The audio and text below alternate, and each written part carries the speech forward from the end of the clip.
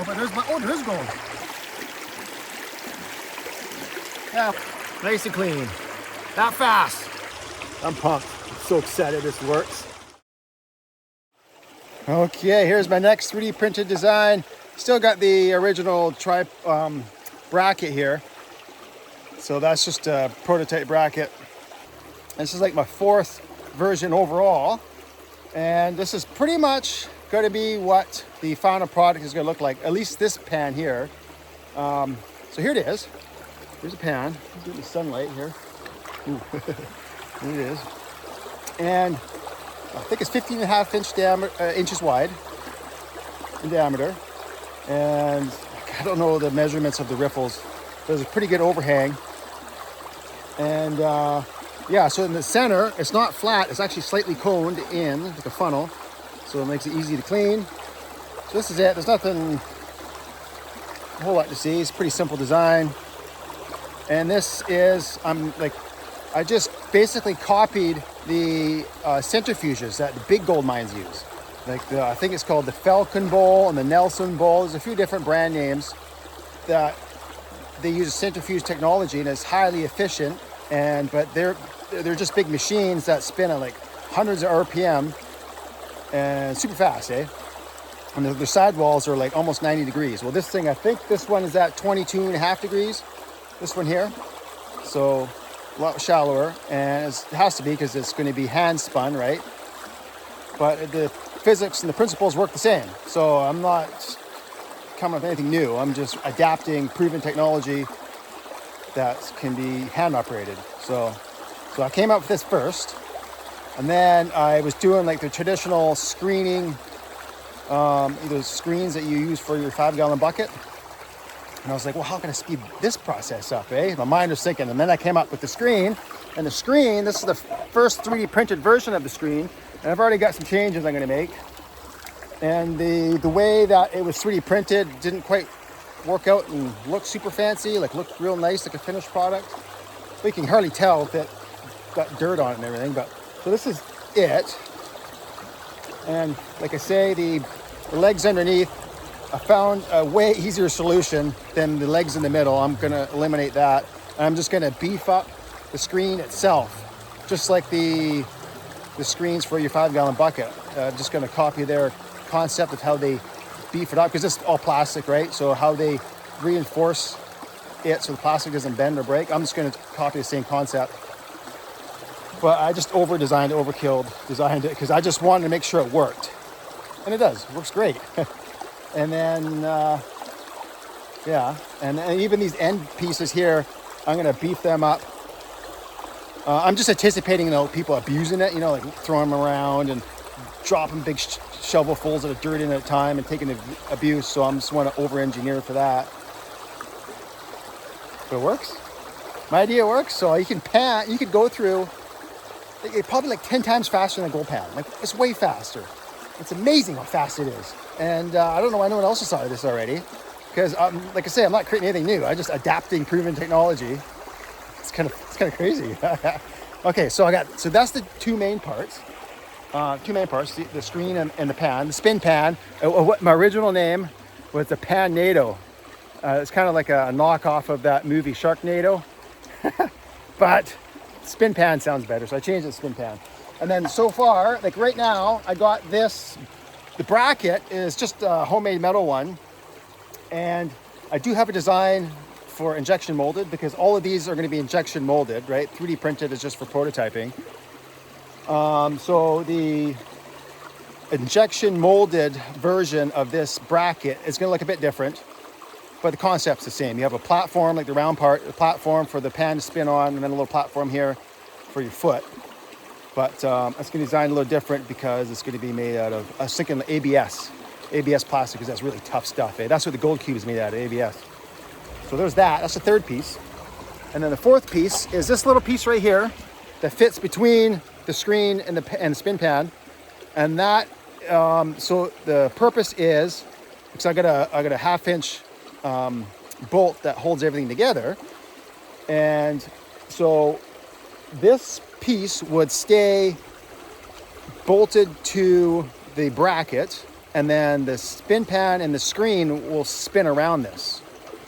Because that was one of the problems I had to overcome is, because my last idea, how it worked was when you spin it clockwise, it would actually tighten the wing nut on the top.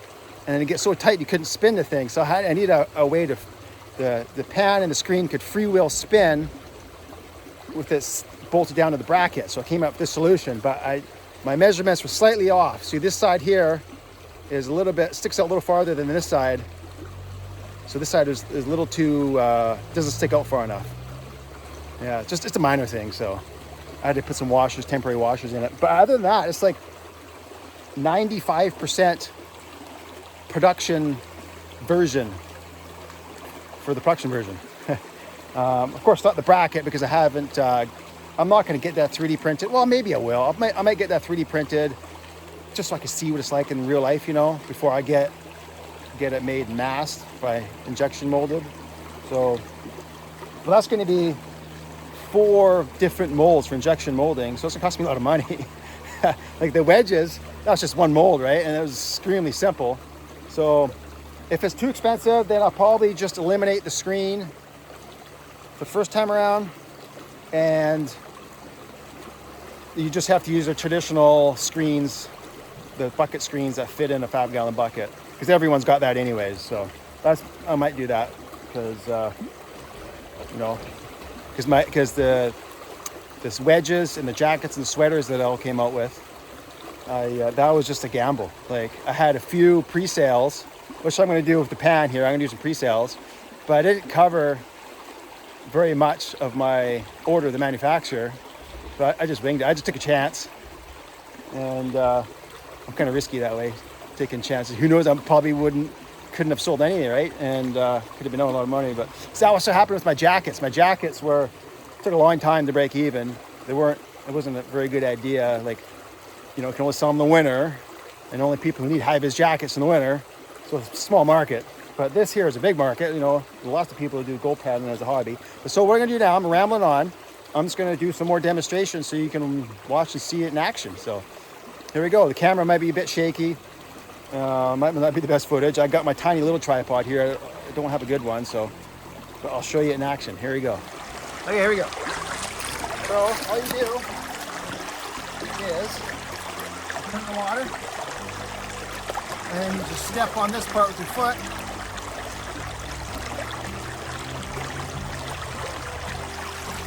It's got to be completely underwater, and you spin it. The whole purpose of this, I call it the spin pan, is just to speed up the process of prospecting. It's a lot faster than just a regular gold pan. So then I'll just shake it, do this, that's all you do, and then you just spin it. Just like that. And then, okay, so as you spin it, even the stuff on the top of the screen gets flung out. Most of it does, you know. Just like that quick. That's how much faster it is than a regular gold pan. Way faster. Of course, you could pre-screen it too if you wanted. But I'm doing it this way just because I want to. Go ahead, kind of shake it. Find that works better if you just do it a little quick shake here.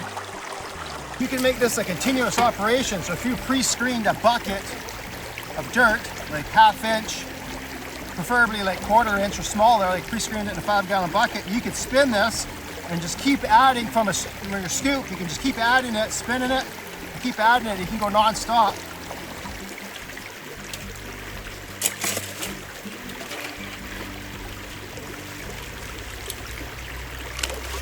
So there's 2 shovelfuls. It's probably overkill. I'll throw those ones out. I'll shake it.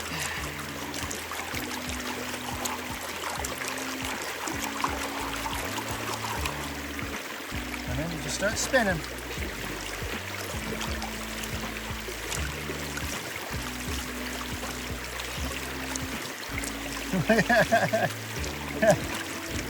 Look at that. There's like Nope, not even one rock left in the screen. Look at that. That works pretty darn good. Yeah, not even, look at that. Not even one rock. That works pretty good. And I'm shoveling it right into the screen. But this would be just as fast as a river sluice, as a small river sluice, would be just as fast. Well, actually faster, because with the people who have the river sluice, they have to pre-screen, right? They got to screen out anything over like 1/4 inch, or it'll just, the bigger rocks will just plug up their river sluice, right? You know, the ones that are like, 6 to 10 inches wide, 2-3 feet long, from the real shallow rivers, real slow moving river. Like they got to slowly pour in their material, and then they got to screen it before they even get to that point. So this can go through way more material faster than a river sluice, and you don't even need a running water, just a puddle. No, work in a puddle. 2008, 2009, 2010, 2011, 2012, 2013, 2014, 2015, 16.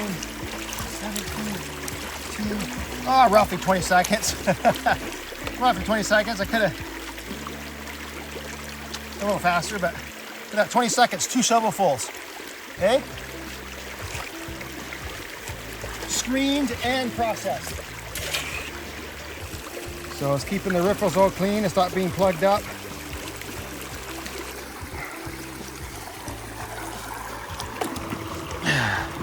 Yeah, you just got to spin it at the right speed, and it doesn't have to be perfect. You don't have to spin it at like a perfect RPM. 1 to 2 RPMs. Pardon me. 1 to 2 rotations per second. So it's like 1001 is one. So 1001, 1002. No, that fast. It doesn't take much. It's really easy, and that'll be enough speed to fling out all the light stuff. To fling it out, has enough centrifugal force that flings out all the lighter stuff, and all the heavy stuff can't get flung out because it's caught in the riffles, because it sinks to the bottom, and it gets caught in those riffles, and all the gold and black sands gets caught in that riffles.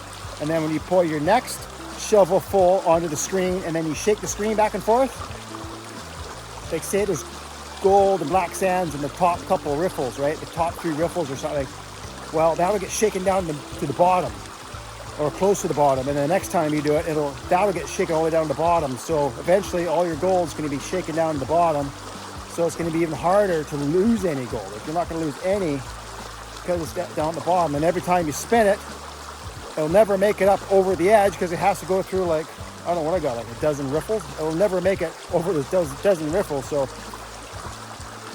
yeah, it's pretty darn good.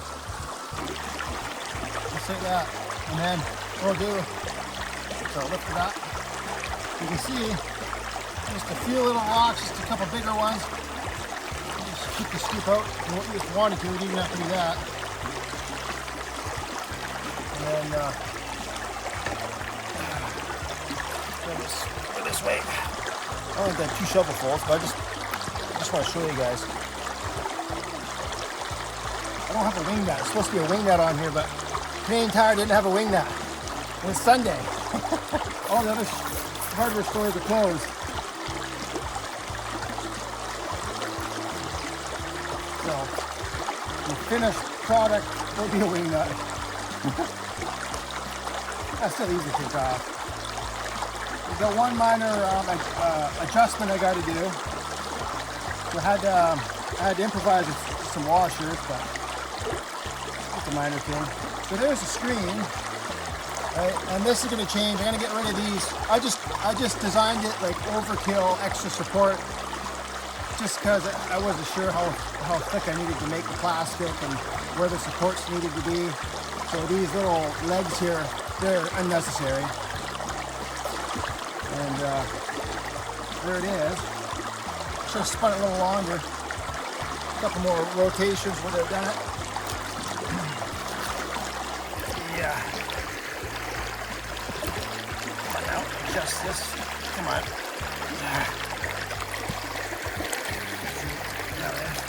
Okay. Like that. And so the spinning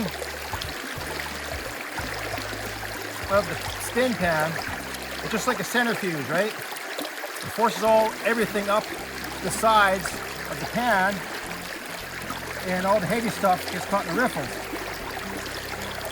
So here's a little piece that goes in between the pan and the screen. This is the part that I should have designed a little differently. Just a little minor modification is all I needed. That's what testing is all about. And then, oh, I forgot my regular pan at the truck. I'll have to go get it. So, one of the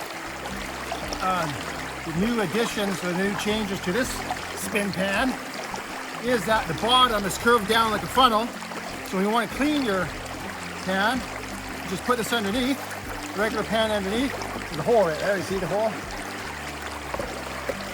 And everything will fall down into the pan underneath. Look at that. Oh yeah! Wow, look at that. There we go. There's my concentrates. Not fast.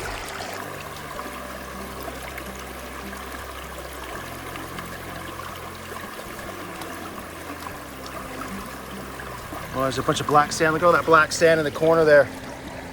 See all that? It's a good sign.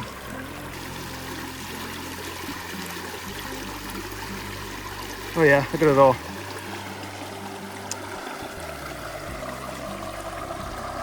There. Look at all that gold there. Tons of it. And it's really, really fine too. Tiny, tiny, tiny gold. There's my finger for reference. So fine that gold is. Yeah, and I'll show you where it came out of. Right there. Right down right there. Just digging out right here. So right, you can see there's a rusty reddish layer. See these big boulders, bigger boulders here? And then it's all this fine-grained dirt. Some boulders right there. Just right on those boulders, you see some reddish looking dirt. You see that? Kind of a reddish tinge to it. Some more right there. You see that? That's where the gold is, right there. Where that red stuff is, right above the rocks. Yeah. Whew. Okay, well, I'm just gonna speed through this real fast to see how much gold I can get. What a beauty day. Look at all the leaves falling down. Get a bit of a breeze here. Oh, look at all the leaves in the water. What a nice sunny afternoon. Yeah. So I hope that demonstrates and shows how fast it works. Like, you see me, the time I was shoveling it and spinning it and putting more in with the shovel, how fast that was, eh? And I was catching that really fine gold. So instead of like sitting down and holding up, 10 pounds of sand in a traditional pan and having to hold it up and shake it and taking forever to get down to where you're finally looking at the gold, it takes a couple minutes, eh? Well, this was like seconds. It's like, 30 seconds, less than 30 seconds, like 15 seconds.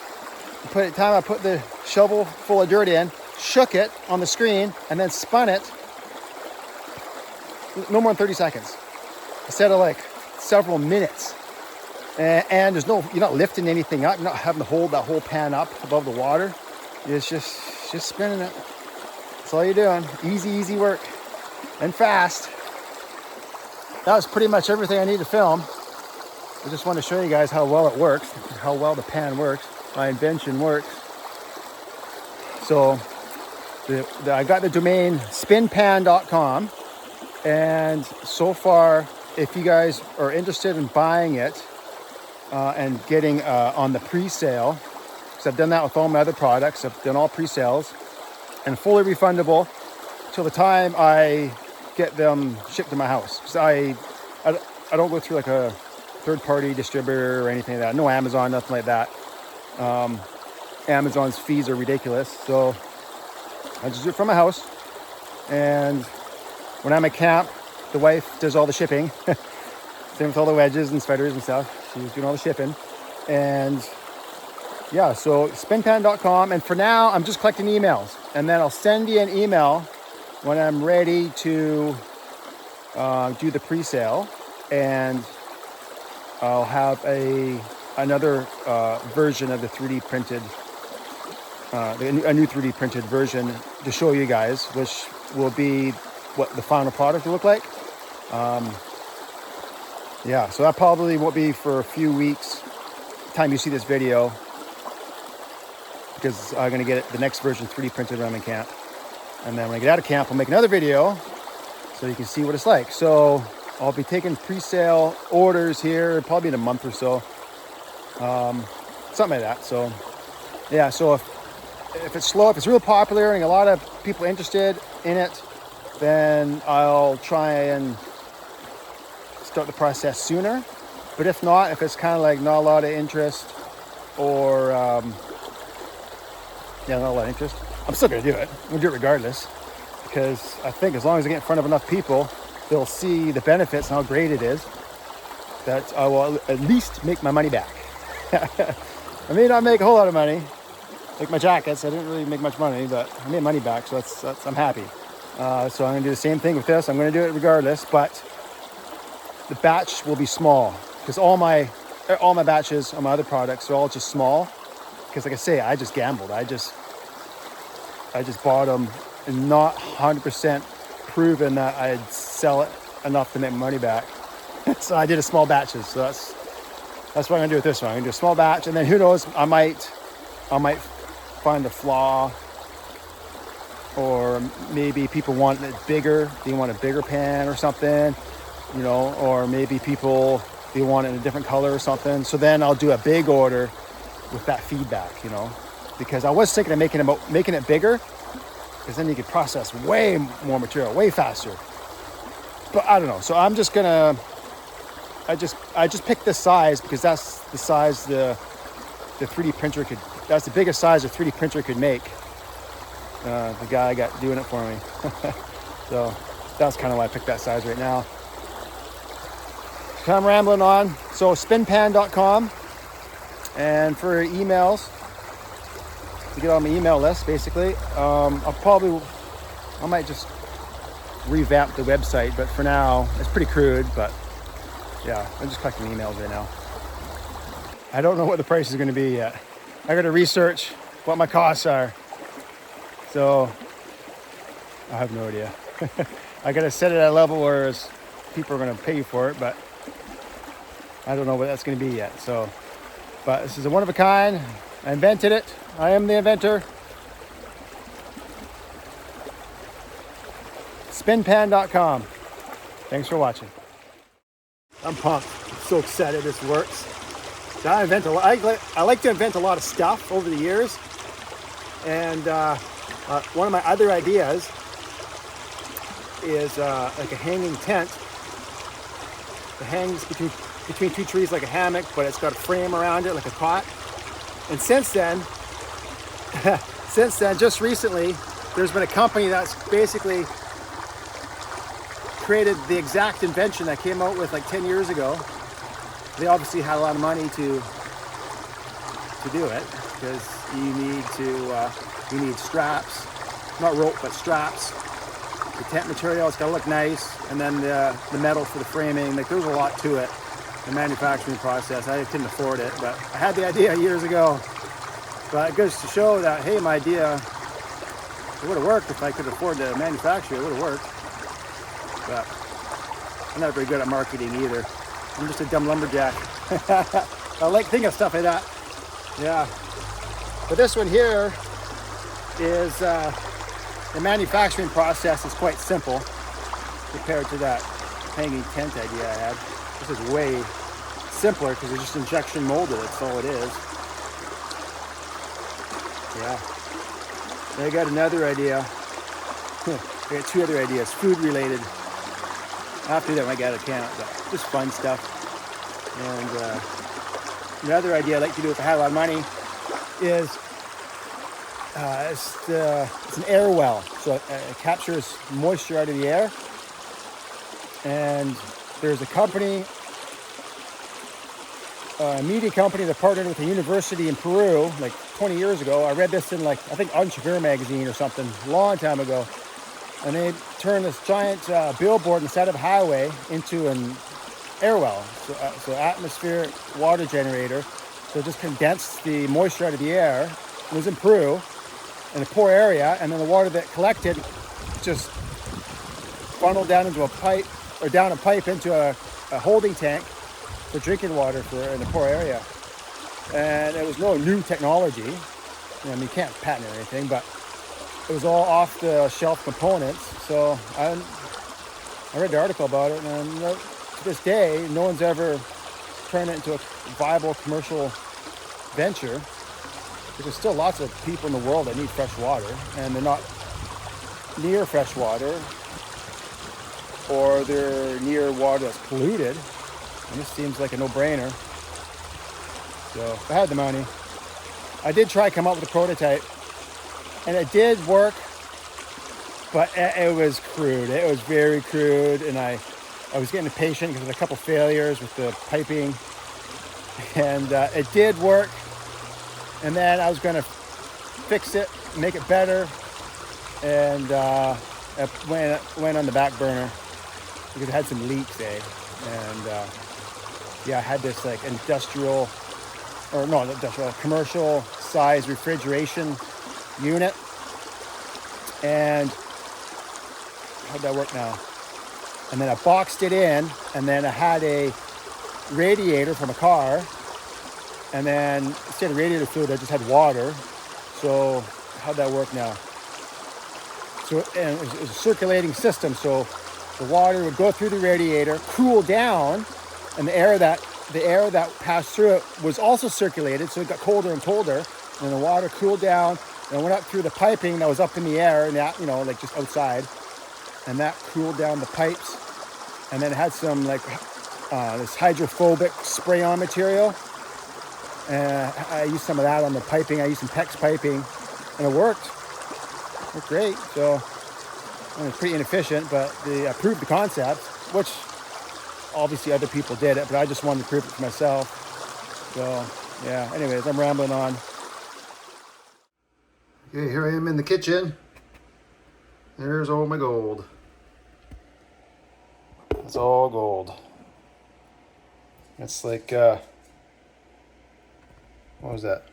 20 minutes, half hour of panning, and a bunch of that time was spent filming. So if there's gold there, this spin pan will catch it. Oh, look at a bunch of floating gold there. A bunch of floating gold. Come on now. Look at it all. Yeah. Looking good. Okay, there's another shot of it. Able to separate it somewhat.